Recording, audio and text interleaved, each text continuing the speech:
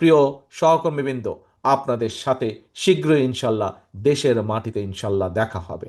যে মানুষেরও কিন্তু আপনাদের কাছে প্রত্যাশা আছে। মানুষ যখন জানে যে আপনি বিএনপির নেতা, বিএনপির কর্মী, তখন কিন্তু মানুষেরও আপনার কাছে প্রত্যাশা আছে। এবং আমাদেরকে কিন্তু সেই প্রত্যাশার সাথে সামঞ্জস্য রেখে চলতে হবে। বিএনপির ভারপ্রাপ্ত চেয়ারম্যান তারেক রহমান দেশে ফেরার বিষয়ে দীর্ঘ প্রতীক্ষায় থাকা দলীয় নেতাকর্মী ও জনসাধারণকে সরাসরি আশার আলো দেখালেন। পটুয়াখালী জেলা বিএনপির সম্মেলনে ভার্চুয়ালি যুক্ত হয়ে তিনি স্পষ্ট করলেন, ফিরছেন খুব শিগগিরই।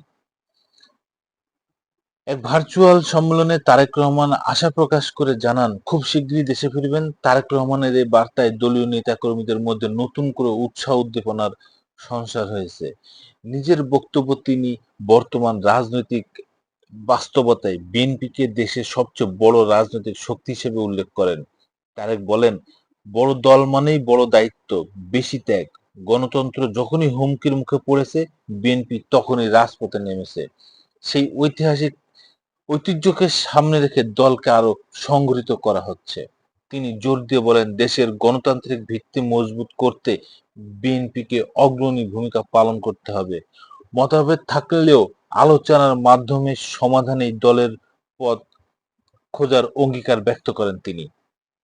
দলের আত্মত্যাগ ও নমনীয়তা তুলে ধরে তারেক রহমান বলেন, রাজনৈতিক সংস্কারের প্রস্তাব বিএনপি আগেই দিয়েছে। অন্তর্বর্তী সরকারের বিষয়ে আমরা বহু ছাড় দিয়েছি। অনেক বিষয়ে একমত না হয়েও গণতন্ত্রের স্বার্থে অগ্রসর হয়েছি, যাতে একটি অন্তর্ভুক্তিমূলক নির্বাচনের পথ সুগম হয়। নেতাকর্মীদের উদ্দেশ্যে দেওয়া বার্তায় তারেক রহমান বলেন, জনগণের সঙ্গেই থাকুন। বিএনপির সকল শক্তির উৎস জনগণ। আমাদের আদর্শ ও নীতির কাছে জনগণ এর কাছে নিয়ে যেতে হবে। তিনি আরো বলেন, গণতন্ত্রে আমরা বিশ্বাস করি বলেই দলেও এর চর্চা বজায় রাখতে চাই। ভিন্ন মতকে শ্রদ্ধা করি, শুনি এবং পারস্পরিক আলোচনার মাধ্যমে সমাধান খুঁজি। এই সময় দলের শৃঙ্খলা বজায় রাখতে নেতাকর্মীদের সতর্ক করে দিয়ে বলেন, কোনো ব্যক্তির অপকর্মের দায় গোটা দলের উপর পড়া উচিত নয়। এমন কিছু করা যাবে না যাতে দলের ভাবমূর্তি ক্ষুণ্ণ হয়।